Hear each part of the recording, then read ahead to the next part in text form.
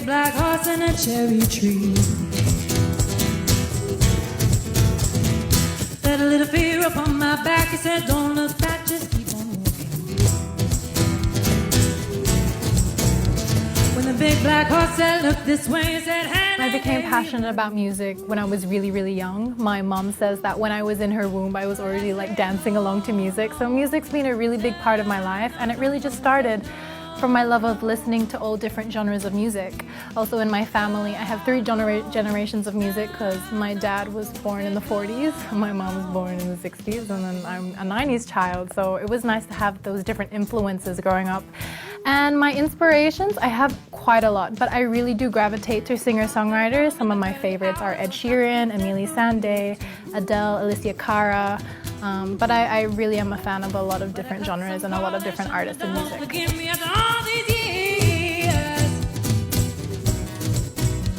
So I sent her to a place in the middle of nowhere with a big black horse and a cherry tree. But music's been something that I enjoy doing, and that's why I wanted to kind of integrate it into my life somehow. And I did this by just kind of also trying to discover what I really love about music. Is it the writing? Is it the sounds that you can create? And also having a different voice. So yeah, it's been a kind of an explorative journey, and I just really enjoy it. And I can make you love me when you don't. When you don't.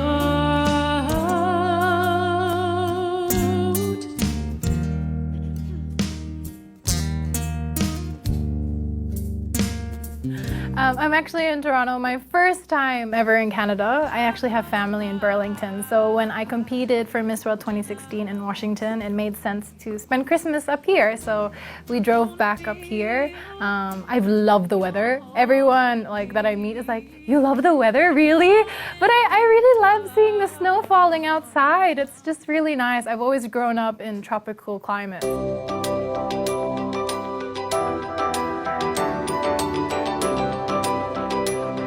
To give back to the community. I actually started charity work when I was 22. It started because I kind of wanted to make my life more than about myself, if that makes sense.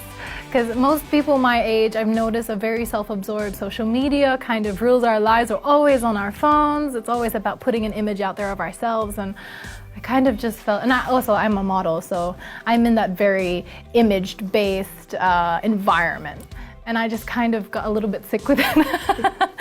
I wanted to do more. I mean, social media does give you some kind of influence, and popularity does give you some kind of influence, and I wanted it to be more about likes. So I went into charity work to kind of ground myself, and also because I had that footing in social media and kind of a name for myself, I wanted to kind of raise awareness about charity work. So it kind of started from that seed, from that idea. And then from there, I found my charity that I really connected to. It's called Young Focus, and it's situated in Tondo, Manila. And if some of you guys don't know, Tondo is one of the largest garbage collecting areas in the city. It's very heartbreaking when you see it, but I had never experienced that side of the city. Living in Manila for the years that I had never found myself there, especially going into the slums. Like driving past it doesn't give you the full perspective of what is actually inside. So when I went with Young Focus and I walked through the slums of Tondo for the first time, I was shocked. I couldn't even process what I was seeing because it was just so heartbreaking. I mean, here I was feeling like I was having a quarter-life crisis and kind of to figure out what I wanted to do with my life and my career when I didn't realize I just had so much to be grateful for. So that's kind of how it started. And from there, that's actually what made me want to join Miss World.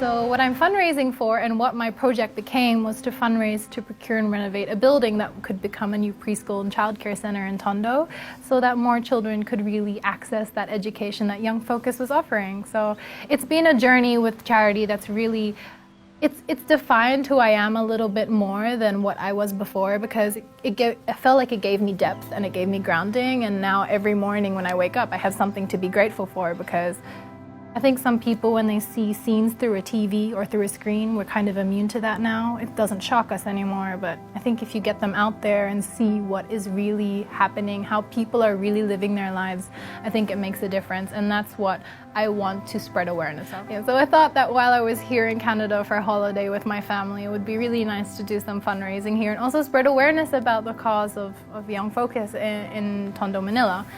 So we're holding a benefit concert on February 4th, coming up in the love month of February. It'll be at the Burlington Senior Center at 6 p.m. Tickets are available at the door, and there will be other performances along with myself, but it will be a wonderful night to really spread awareness and just have fun for a good I turn the music up, I put my records on, I shut the world outside until the lights come on. Maybe the streets are light. I think it starts with volunteering and going to a charity of your choice, whatever is near to you, or even could be as simple as if you see someone on the street and they look like they're having a bad day, you can be kind to them, give them a smile, like offer to help them with their groceries. I know it sounds very cliche, but that's what we need in the world. We need people who are nice to each other, just for no reason, not to get anything out of it, but just to be kind.